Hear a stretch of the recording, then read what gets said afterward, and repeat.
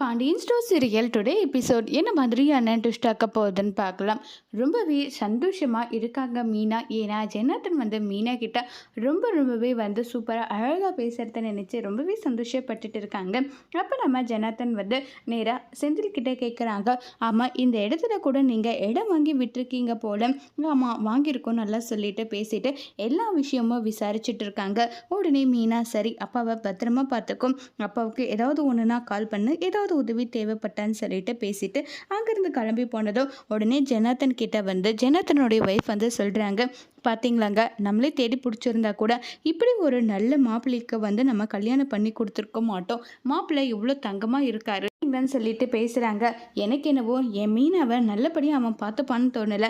அவனுடைய அப்பாவோட கடையில் போயிட்டு அவன் வேலை பார்த்துட்டு இருக்கான். எனக்கு அவன் மேலே நம்பிக்கை வர்ற மாதிரி தெரியலன்னு சொல்லிட்டு சொன்னதும் இதை கேட்டதும் ஏன் இப்படி எல்லாம் பேசுகிறீங்க, இந்த விஷயம் எனக்கு தெரிஞ்ச எந்த அளவுக்கு வருத்தப்படுவா தெரியுமா நல்லா சொல்லிட்டு பேசிக்கிட்டு இருக்காங்க.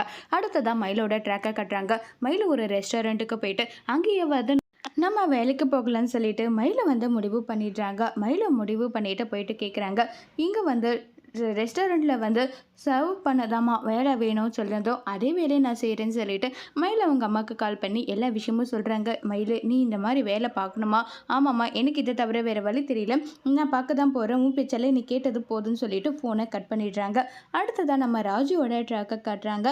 ராஜி அவங்களுடைய ஃப்ரெண்டுக்கிட்ட இவ்வளோ காசா, 200 ரூபாவா 300 ரூபாவா, என்னால் எங்கேயும் வர முடியாதுன்னு சொன்னதை கதிர் கேட்டுட்டு வேறு கோமதிக்கிட்ட போயிட்டு, அம்மா எனக்கு கொஞ்சம் பணம் வேணும், எனக்கு சம்பளம் வந்ததும் நான் கொடுத்துட்றேன்னு சொல்லிட்டு அதை கோமதி கிட்ட வாங்கிட்டு உடனே போயிட்டு ராஜுக்கிட்ட, இங்கே பார், நீ என்னெல்லாம் ஆகணும்னு ஆசைப்படுறியோ, நீ உன் ஃப்ரெண்டுங்க கூட போயிட்டு ஊர் சுற்றணுமா, தாராளமாக சந்தோஷமாக இரு, எனக்காகலாம் நீ இதை சாக்ரிஃபைஸ் பண்ணணும்னு அவசியம் கிடையாதுன்னு சொல்லிட்டு அந்த பணத்தை கொடுக்குறாங்க.